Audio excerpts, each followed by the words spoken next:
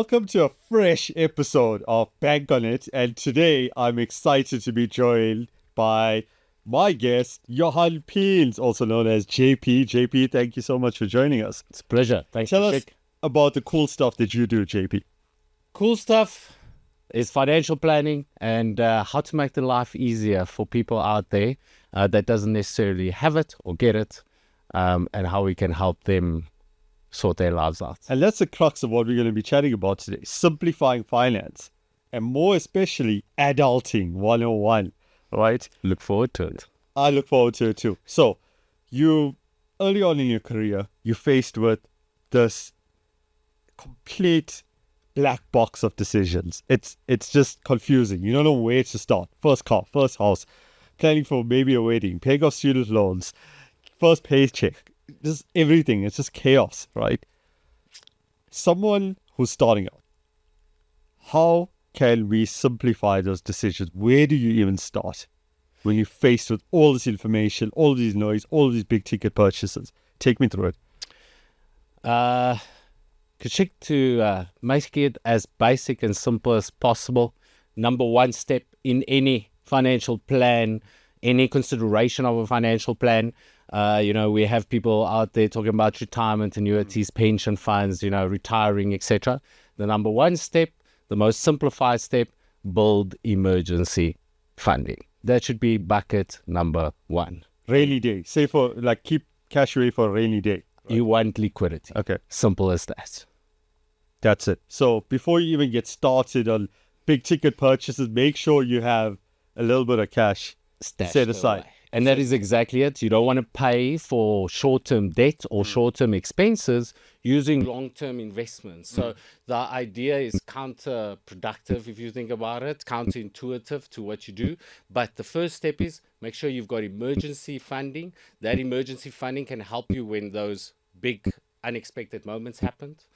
And you can make payment of that. And even if you don't use that money ever in your life, it means you've got discretionary money at retirement, which again means that you have flexibility and options. Now, JP, you've been a certified financial planner for almost 20 years, and you've seen many different case studies of people who have made bad personal finance decisions, and you help them recover and you put together a game plan.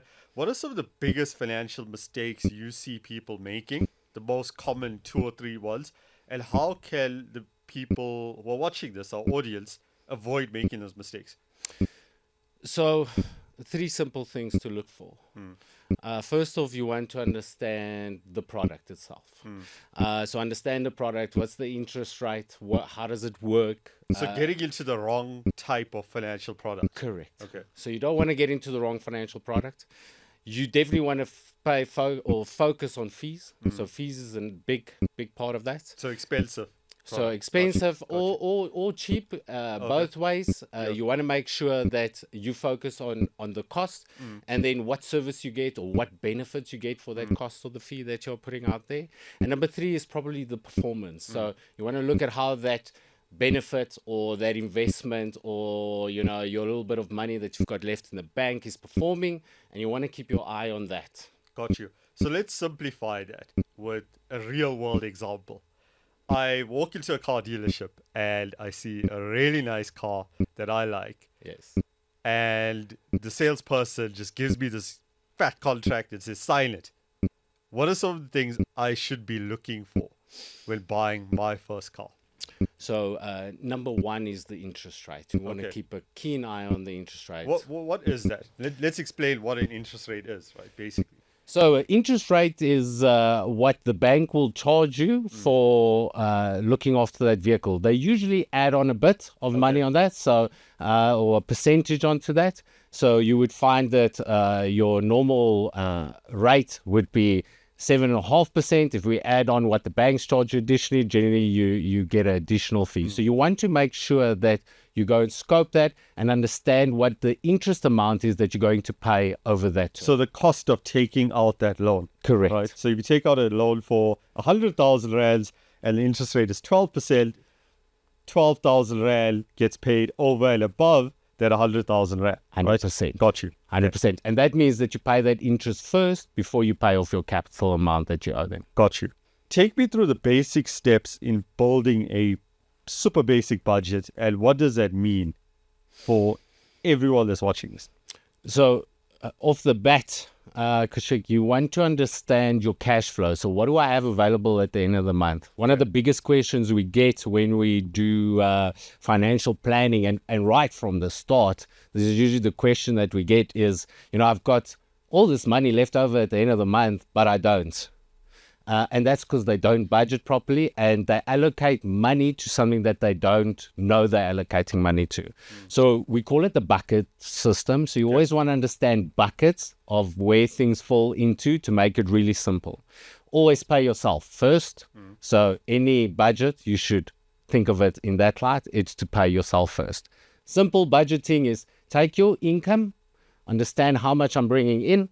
You want to do a simplified tax calculation. You can get guys out there that can do the really heavy tax lifting for you and understand what that tax implication is going to be. But you want to understand how much tax you pay, and you want to understand your expenses. And yes, they are moving target, as we call it, but that moving target is probably adjusted once a year. So you want to adjust that budget once a year, sit down with the wife or the husband and have a look at it, or with the partner, or if it's just by yourself, make sure. If you with someone, make sure you do it together. It doesn't help having separate and you don't understand what the money flow is. And once you put that budget together, you'll understand how much income I'm getting, how much expenses I'm paying, and how much do I have left over in the month. If I have zero or negative, obviously I'm overspending, and there needs to be a change in my psychology to understand why this is happening. What am I spending my money on? If it's positive, great. Then it means you've got some extra money lying around, and probably makes it easier for you to exercise some choices in terms of wanting to buy big ticket items, or saving for big ticket items, or investing, or whatever it might be. You talked about this, I'm here for a good time, not a long time type culture, right? This instantaneous gratification. And social media has fueled that in a big way, where you're constantly seeing versions of success that are very deceptive. You want to own everything right now because you feel like everyone else is doing well. And you benchmark your success and your reality to other people's reality, which, looking at the statistics, isn't even real, right? It's credit card fueled, it's personal loans, it's reckless spending, it's stealing from retirement, your future, to live now. How dangerous is it to be living right now, like living in the moment and trying to unplug from the social media culture we're in, where it's like spend, and actually saying, I'm playing the long game, it's difficult now, but in the future, it's going to pay off for me? It's that old age concept of keeping up with the Joneses. We look over the mirror, or over the wall at our neighbor, and we see the new Benz in the in the garage, or the new big screen TV, or whatever it might be. And people do have instant gratification. It's a very difficult concept, and I think it's getting more difficult if you look at younger people. Having kids myself, I look at the very young generation, and you can see almost the instant gratification. So there I'm trying to teach my kids again, what does it mean to have dry powder, or to have that money in the bank, and being ready for whatever. If you want to buy something down the line, if I want a fridge, if I want a TV, if I want to buy couches, something like that, how important it is to put some money away, save up for it, and then when the time is right, I can go and buy it. So either it's on a special or whatever it might be, or I have enough money to just go and buy it, rather than taking up credit to go and feel the desire of having that item. Obviously, some items, you can't get away from it, and you need some assistance from a loan or something. We're talking vehicles, houses. Big ticket purchases. Correct. Yeah. Okay. But in terms of, those shorter term things, people... Consumption stuff. Correct. PS5. Can I just take on a loan to buy a PlayStation? 100%, and that's where it's at, you know. Even we look at weddings, we look at, and those are big ticket items. And they get expensive. 100%, and people go and take personal loans to do a wedding, you know, and impress people that you're going to see once and probably never again, you know, and it doesn't make sense. And people don't want to understand it because they live that social life, that Instagram. They look for TikTok. that validation. They want that validation. People must see me. People must accept that, you know, I'm the best, I'm the greatest, you know, everything. And that's how those people get caught up with it usually. Is the socials that they follow are people that, as you mentioned, live off credit, live off loans, you know, or rent a fancy car and a fancy watch for a day and bling it out, and you think, wow, this looks spectacular, look at this guy, I want to be like him. Meantime, back at the ranch, and we've discussed this many times, you know, it isn't what the picture is. That person's living in debt, or that person is not making ends meet because they aren't actually living that life. It's just a perception that you see and that they want you to see. JP, thank you so much for sharing your insights and wisdom. We covered so much in such a short space of time. Such an incredible episode. It's so great to have you, and look forward to chatting with you again soon. Thank you. Appreciate it.